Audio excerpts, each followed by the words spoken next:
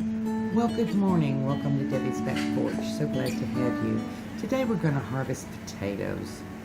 And full confession, I almost didn't post this video, but I reminded myself that in gardening, you learn more from your failures than your successes. And this was not a failure. It was just a little tiny bit of a disappointment. So let me show you why, and I'll show you some lessons learned. This is my bed of potatoes 3 weeks ago. Nice and green and beautiful. We planted red potatoes this year, and this is the first year we've planted that variety. We usually plant Red Pontiacs or Yukon Gold or Kennebecs, but I wanted to try the Lesotas. At this point, they're just gorgeous, and they've already flowered. And a couple of days later, I started digging out new potatoes from the top.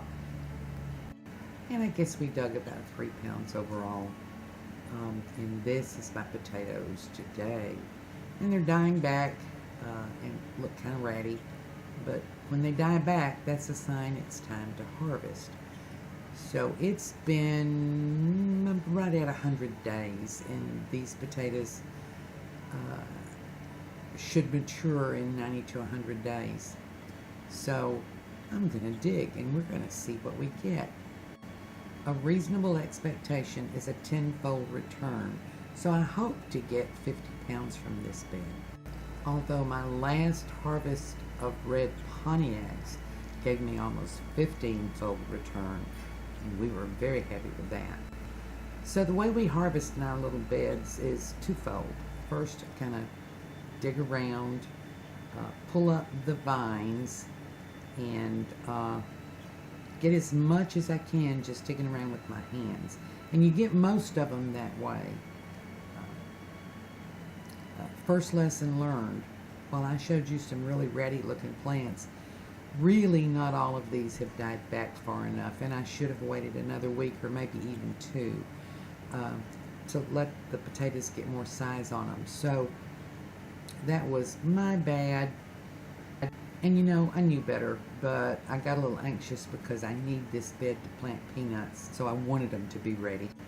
So I'm just going to dig around in here a little bit and show you what I'm getting. A little more time. Some of them needed a little more time. I used to tease Fred and say, we can't be trusted with root vegetables. We don't have enough patience. And you know, I could have stopped digging after the first one when I realized, well, needs a little more time. But we're backyard gardeners. We're not farmers. And as I said, I need this bed. If we were farmers, that 2 weeks could have been the difference in profit and loss. And we don't even try to grow enough for a whole year. We just grow enough so that we have some new potatoes and some fresh potatoes, kind of a treat. So back to the steps. I dig around with my hands and get what I can reach with my hands. And this dirt is just a little bit harder than usual, a little firmer. So second lesson learned, I should have mulched this with wood chips instead of straw. They work a lot better. But the second step when I get done is that Fred will come back with a pitchfork and carefully turn the soil and get more potatoes. But you get most of them just digging by hand. And so this is what I have dug up just by hand. And this is from a 4 by 10 bed in 100 days. So not too shabby, but just not quite what I expected. Fred will get, you know, another third of this by turning over the bed. Most of them are fairly close to the surface. And there are more little new potatoes in here than I would like, but, and I can hear my dad's voice in my head. When I seemed disappointed, he would laugh and say, ungrateful wench.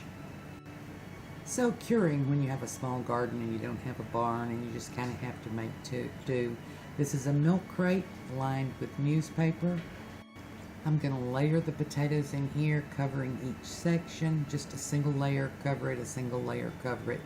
We're going to let them stay in the coolest spot we can find, our basement, for about 3 weeks. And I'll use some of the little ones for new potatoes, and I'll save some of them for seed potatoes.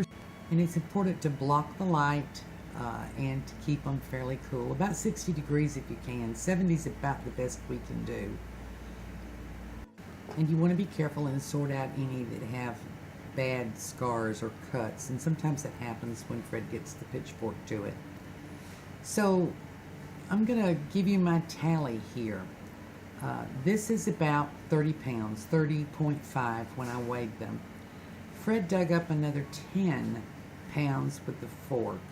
So that's 40 pounds. And with the about 3 pounds that we harvested early as new potatoes, that's 43 pounds. So that's a little over an 8-fold return, as opposed to the 10 that I was hoping for. So hearing my dad again, ungrateful wench, this is a pretty good harvest.